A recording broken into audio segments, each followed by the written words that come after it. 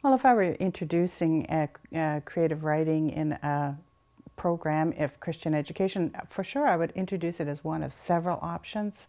I think there are lots of children and youth and adults who love writing, and especially if the teacher enjoys writing too, that gets communicated that this will be a very satisfying activity. But it is important to offer it as one of several choices and encourage young people from time to time to try it. I like when I'm introducing it for the first time to make sure it's very attractive, equally attractive to other activities, so the papers are beautiful, the materials that the young people or adults work with are attractive, and that it's an engaging way of writing. So for instance, I would offer a number of ways that people could use the material. If we were doing a session on Jesus and the loaves and fishes, I might, for instance, cut out paper that it would be in the shape of a fish, so that then if they were writing a poem, it would go around the shape of the fish. I might do things like switch up the titles of the center, so that one week it might be the Poet's Bench, the next week it might be something like the Good News Cafe, and we would not only write, but we would serve coffee or hot chocolate at the cafe as well when they're writing. And I offer them lots of opportunities to learn about different types of writing. So I would introduce the Japanese poem haiku and explain that it's like a little diamond, really, that they find this very small amount of words, but it expresses very clearly and precisely a beautiful thought. And I would show them the pattern, have the pattern on the table for them, maybe even work with them to do the first one. Or we might use the French poem Cinquain, which is a really succinct way of summing up a story.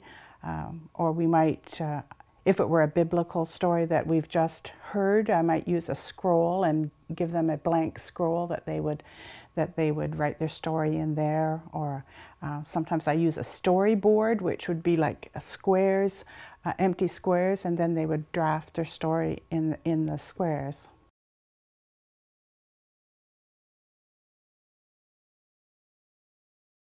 I think some of the issues with using creative writing, or the challenges, are that it does feel to some children like schoolwork, and a lot of times I then help them understand how the Bible would not have even come to us if people hadn't written it down. I do think that teachers too sometimes need to be very sensitive about the fact that for some children, especially children who as young as 8 or 9, linguistics do not come easily to some children. And so having challenges connecting, getting what's in their head down onto a paper is just too hard.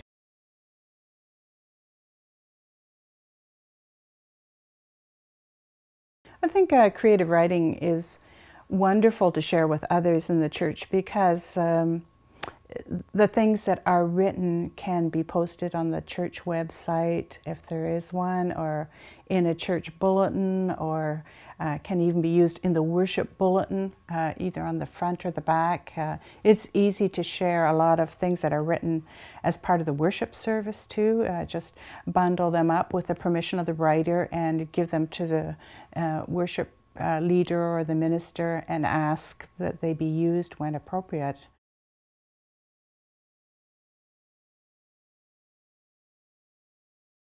I mean, the immediate problem working with kids is it's very hard for them to learn lines, to memorize lines, to get together for practice. You know, kids are sometimes I think the kids are busier these days than the adults.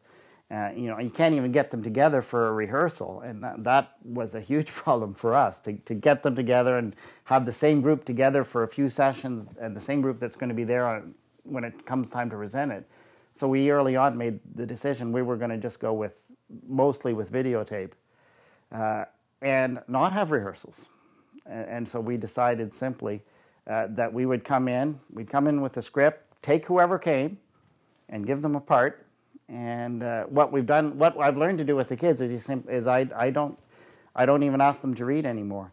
I feed them a line one at a time, one line at a time, or as much as they can handle at a time, then change the camera angle or change the zoom so that later on you can edit it all together. And it you know, the seams show because we're not professionals or anything like that, but it looks good. So you can do that. So working with kids, I find you try and remove whatever barriers you can so that they can just give whatever, you know, they can give their performance. And they're great actors. I mean, they love to do it, and they'll show their emotions. You don't even have to prompt them or direct them. So get the other stuff out of the way, the scripts, the lines, that they don't have to worry about that, and let them act. And kids do a great job.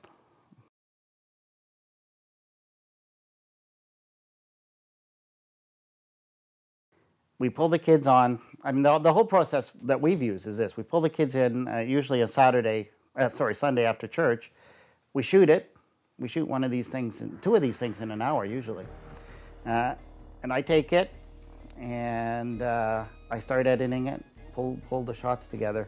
Later on in the week, I have this wonderful person in the congregation who is an experienced amateur actor.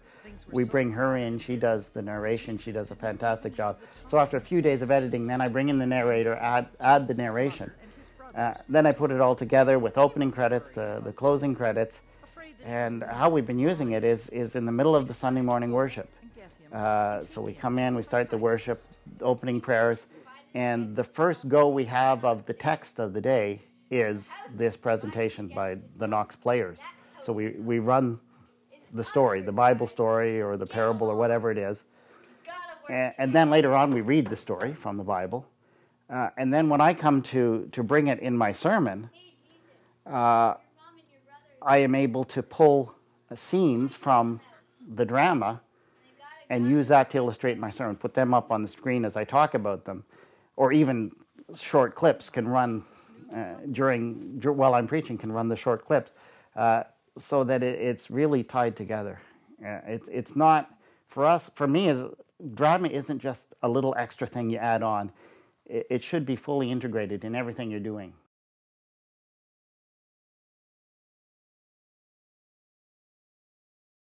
I think that when you're using drama, there are all different kinds of learners. It's not just, at least the way I've tried to use it, it's not just for a class as a tool for learning. It's something that I mean, maybe not every time you do or prepare a drama you're going to perform it, but somewhere down the road you want to be able to share it with somebody else in some form, and that's what gets people really interested and excited in what they're doing. And so I believe, and this is an important principle in teaching, one of the best ways to learn is to teach others. And really, that's what drama can be. You are taking, in our case, we usually take a Bible story, you're internalizing it and finding a way to communicate it to someone else, whatever that audience may be. And that helps you understand a whole lot more what that text is really trying to say. The other thing I find is that drama, using drama as an approach to biblical texts, gives you a whole new angle to approach what you're looking at and understand it. To give one example, we decided to do, for the week after Easter Sunday, we wanted to do a drama on Thomas, the story of doubting Thomas. And when you approach it as a drama, you've immediately got this whole question that arises. It says that Thomas wasn't there on that first Sunday. When Jesus appeared and rose from the dead and appeared to the disciples, Thomas wasn't there. Where was he on that Sunday? So we decided to shoot that scene. And so we took our guy that we made, who was being our Thomas, and we took him around town and doing all the things that people do around town. He went shopping, he hung around at the marina, and he just, and it gave you a different approach to the whole story, which allowed the story to be about, well, where are people? It's Sunday, the day that Jesus rose from the dead. Why aren't people here to celebrate that fact? Where are they? What are they doing? And maybe they're doing good things and legitimate things, but how can we share what we've learned here, that Jesus has risen, with the people who are out there? And that gave us a whole different approach to a very traditional story. We're able to see it from a different angle. And that was a terrific way to use drama to come at the text from a very different angle.